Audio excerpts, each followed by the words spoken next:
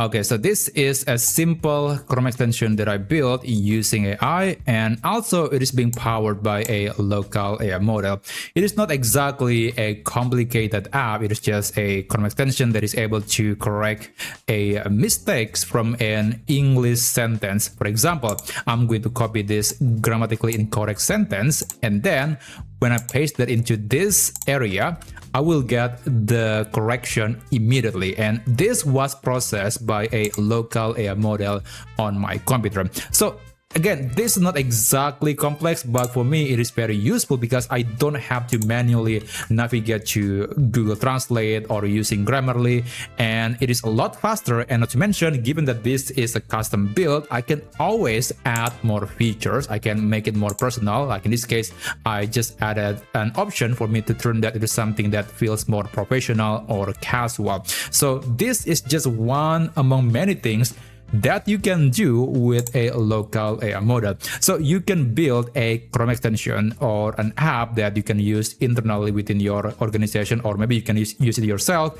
and it can be powered by a local private offline AI model. And also there are plenty of different options. Like in this case, I have a model that is very small, only 700 megabytes, but it is very efficient, it is very fast, and for my computer this size is basically nothing. So if you want to build your own custom app or your custom Chrome extension that is being powered by a local AI model, then I'm going to show you how you can do it. So for this demo, I will try to build an AI highlighter Chrome extension. So it is quite similar to an extension that can highlight certain text in an article, but it will be done by AI. So essentially it can summarize, it can read the whole content, and then it's going to highlight the most important things in the article or in the page. So it is quite similar to a simple AI summarizer, but I would say it is more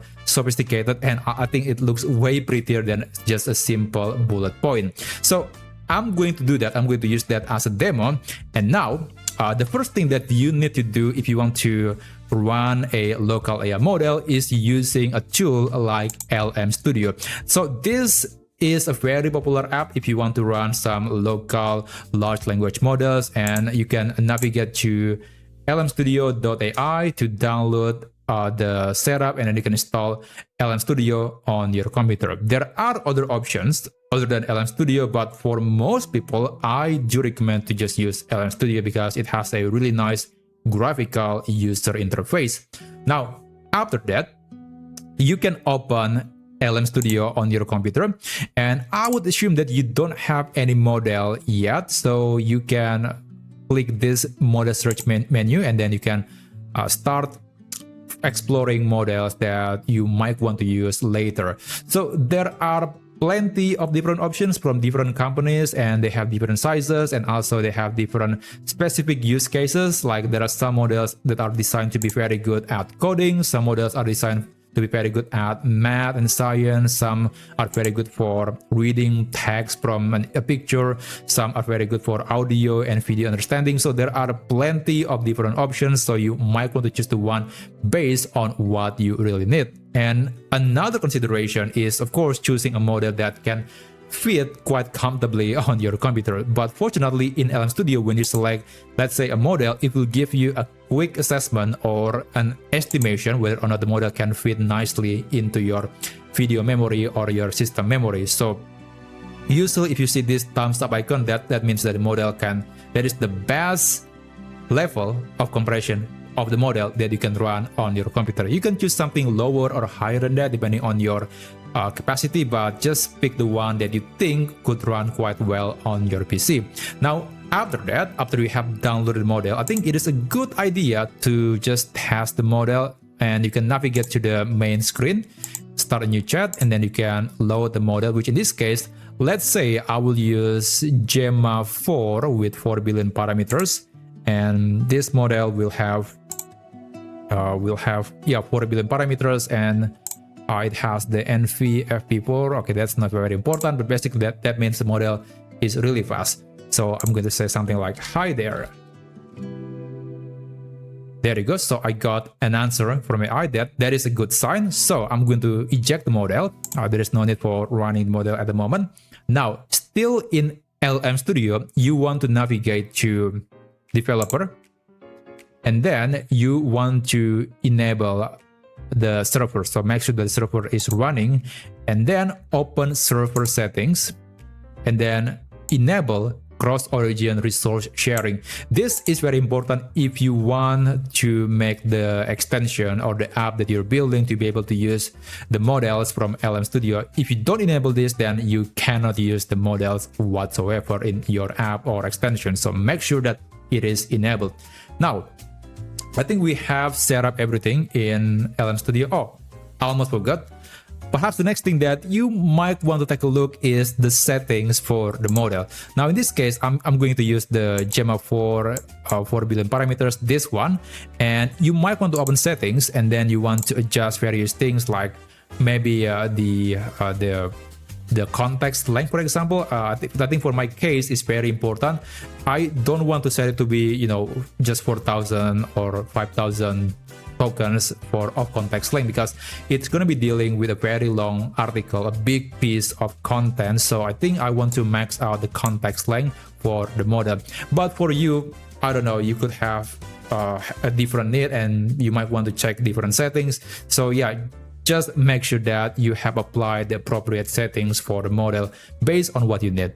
Okay, now I think we have set up everything about the model in LM Studio, so we can start building the app. So for building the app, you can use ChatGPT codecs, you can use Gemini, Anti-Gravity, you can use Cursor, Windsurf, you can also use Cloud Code if you want to. But I think for my demo, it is only appropriate to use a local model as well. So building a Chrome extension using a local model that is later being powered by a local model, I think that's going to fit quite nice. Now, for that, I will use an app called OpenCode. This is again quite similar to ChatGPT Codex or Cloud Code, but it is open source, it is model agnostic, and you can pick a model from many different providers, and you can even use your local models. And if you are interested, you can download the desktop version of OpenCode because it has again nice user interface. So I'll just launch the program, and I actually already have prepared the project here in OpenCode. Now let me show you the prompt that I'm about to use. So this is the prompt, at least the first section of the prompt. Okay. Now, there are two things that you need to pay close attention when you are prompting an AI coding tool to build an app that is going to be powered by a local model. So first, make sure that you clarify that the app or the extension will be using an AI model in LM Studio via this URL. So this is the default URL of LM Studio. If you're using Olama or something else, then the URL will be different, but this is at least for LM Studio. And secondly, you want to tell AI about the name of the model. So regarding the name of the model, you can check that on LM Studio. And for me, it's going to be Gemma 4 with 4 billion parameters, IT, and VFP4. So I'll just right click on that and then copy. Okay, there is no copy button. I guess I have to copy it manually. Control C. And then I'll just replace this with the name of the model. Oops, sorry about that. Maybe I'm going to use a quotation mark. There we go. Okay, I think that looks perfect. And yeah, that's basically two things that I'm going to modify. I'm going to ensure to have in my prompt. Now, I'm going to put this in the description down below in case you want to use the same format. But for the description of the app, you have to provide it on your own. So this is my second half of my prompt. This is just the description about what the app or the extension does. All right, so this is my extension. And again, I'm going to be using the model on LM Studio. I think I will use Qwen 3.5, 9 billion parameters. I have that on LM Studio. Okay, I think it was this one. Yeah, this is the model that I'm going to use for coding the extension. So I will just send the message and just wait for AI to start building the extension, and then later I'll show you how you can install that, how you can put that as an extension in your Google Chrome browser, and perhaps other few things that you need to know when you're building or using a Chrome extension or an app using a local AI model. So again, this might take quite a while, so I'll just skip a while and I'll show you what you need to do next. Alright, so the extension has been created and I'm not quite sure if it is going to work, but let's give it a shot. I'm going to continue. So to install the extension on your Google Chrome browser, you can navigate to Chrome and then you can open the menu, and then you can navigate to the extension menu, which I believe in here, somewhere in here, or this one, manage extensions. And then you want to enable developer mode. It is very important.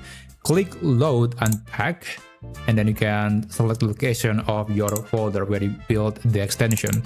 So for me, it's in the folder where I create some coding projects. It's called AI Highlighter. I'm going to select the folder, and there you go. So apparently it is able to load, so there is no problem. That's a good sign. But let's try that extension. So I'm going to refresh everything, and I guess I'm going to pin that extension. Let me see that. Where is that? AI Highlighter. Okay, it should be in here. Okay, this one. So when I click that, this is actually not from that extension. This is from a different extension. Okay, now it is free from any highlights. Cool. Let me just click that. Highlight important sentences with AI. I'm going to click it. And okay, I don't see anything. Let me check that on LM Studio. Okay, it doesn't load the model. That is not something that will never happen. It can happen when you're building a Chrome extension or any app. So it doesn't work. It doesn't really call the model. So that's just a natural part of vibe coding. Okay, I'll just go back to OpenCode and tell AI that, hey, when I click the button, I don't think that the model was loaded in LM Studio. Alright, I'll just send that and let's wait for the correction. So usually when AI has applied a new version of the code, you need to refresh the extension, and you can do that by navigating to the extension page again. And then you can click details and then click the refresh button to refresh the code of the extension to apply the latest version. So yeah, depending on the complexity of your project, you might want to redo this. You want to vibe code for several minutes or maybe an hour to finish the extension. So I'll just skip a while and I'll show you the final result. Okay, so there is an interesting update. I was able to build the extension and it does work, sort of. So I tried that on this page and it doesn't work. Maybe there's something with this particular page, maybe the structure of the page, but that besides the point. But basically I tried a different page, and in this case it was able to highlight certain sections of the article. It's just basically the summary of the article. And just to prove it to you, I can show you the console right here. It shows that it is just extracted the text from the page and then sending the request to LM Studio, and then I got the answer from AI, and then it is summarizing this article. Now what's interesting here is that I wasn't very satisfied with the results, so I thought maybe I'm going to use anti-gravity, the Gemini model, to create the same extension, but then it doesn't work. I mean, it wasn't even able to create highlights on the page. So right here, I tried again on the same page, but using the extension that was built by Google Anti-Gravity by the Gemini 3.1 Pro model, which is just many times bigger than my small AI model. And even though it is able to call LM Studio, as you can see here, it is actually receiving data and then processing my request, it wasn't able to output anything. I mean, I cannot see the reflection or the highlights on this article, which is very different than the version that was created by the local model. I was using the Qwen 3.5, and also I'm using the Gemma 4 with 12 billion parameters AI models.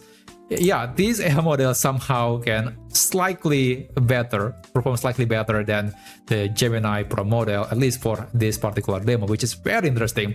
So yeah, that's just another example where you can use local AI models to process things on your computer to help you with your work. So yeah, that's just a really cool use case. It was using local models. There is no need for API. There is no need for subscription. And given that you're building the app, the extension yourself, you can always make some changes. You can add features.